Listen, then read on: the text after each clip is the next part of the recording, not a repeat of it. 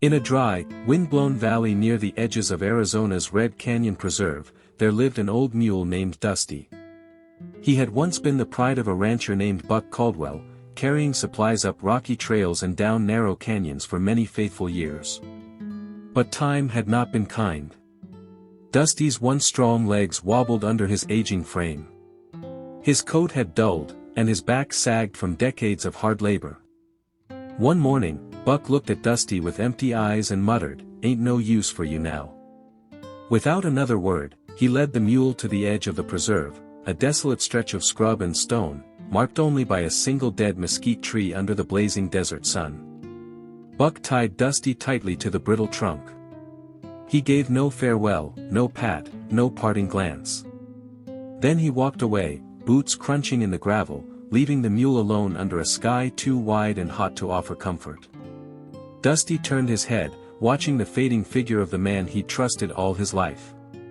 His dark eyes shimmered, not with tears, but with the hollow understanding of abandonment. The dry wind caught his tattered mane, and though he wanted to cry out, his voice was barely more than a breath. The sun dragged itself across the sky. By evening, Dusty stood trembling, bleeding from where the rough rope chafed his neck. Flies buzzed relentlessly around his wounds. The air turned cold as night fell, and Dusty remained still, silent, hungry, and waiting. Just before dawn, when the stars began to fade, a distant scent, blood, sweat, and fear, caught the attention of a hungry mountain lion prowling the nearby rocks. Then another joined, then two more. A small pride, desperate and starved from the dry season, crept closer, their eyes glowing in the early dark. Dusty sensed them before he saw them. His ears twitched. His breathing quickened.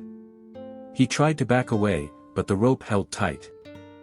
He braced himself against the mesquite tree, heart pounding, as one lion growled low in its throat and began to stalk forward. Just as the largest cat crouched, ready to pounce, the roar of an engine shattered the silence. A wildlife patrol jeep came speeding across the valley, its headlights flashing like a miracle. Inside were two rangers, Miguel Ortega and Hannah Rayburn, both longtime wardens of Red Canyon Sanctuary. They had seen something strange from a drone earlier that morning, a white blur that didn't belong in the wild, and decided to check it out before their usual patrol. As the lions turned their heads in alarm, Miguel fired a warning shot into the air. Hannah leaned out, clanging a metal rod against the side of the jeep, yelling loudly. The lions growled, reluctant to give up their prey, but after a tense moment, they slunk away into the shadows. Once the danger passed, Miguel and Hannah rushed to Dusty's side. The old mule was shaking so hard his knees barely held him. His sides heaved with shallow breaths. "Oh God," whispered Hannah, her voice thick with emotion. "He's been left here. Tied up like garbage." They untied the frayed rope from the mesquite. Dusty didn't fight. He didn't run. He just leaned gently into Hannah's hands as she stroked his sweat-stained neck. "He's somebody's work animal," said Miguel. "Or was. Now he's ours." Slowly and gently, they led Dusty to the back of the jeep.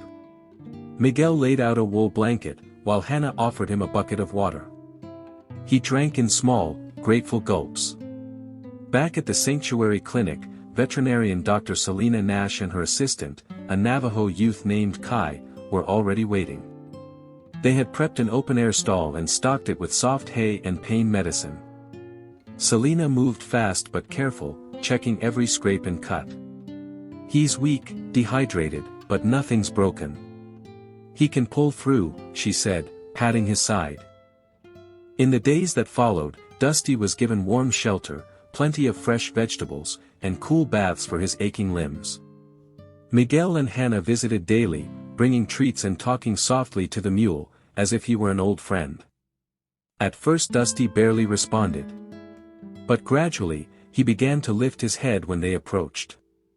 His ears perked when Hannah sang softly to him in the evenings. By the end of the first week, he was able to walk around his pen with a steadier gait. A local elementary school sent drawings from the children, all of Dusty, with captions like, Desert Hero, and The Brave Mule. One little boy named Jalen even visited with his class and gave Dusty a necklace made of braided sage and yarn. The sanctuary team started calling him their miracle mule.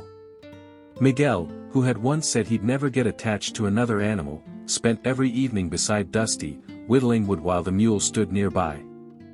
"I had one like him when I was a kid," he told Hannah once, not quite meeting her eyes. Dusty healed.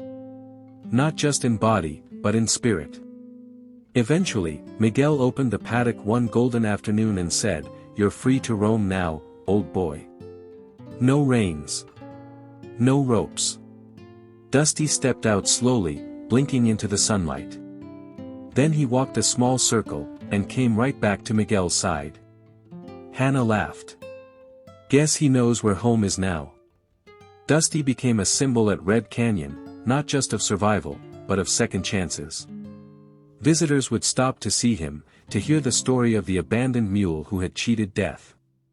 His picture hung in the visitor center, captioned with a simple line, "Saved, not forgotten." Dusty lived several more peaceful years, never used again for labor. Only love. His scars never quite disappeared, but they became part of his story, a testament to kindness.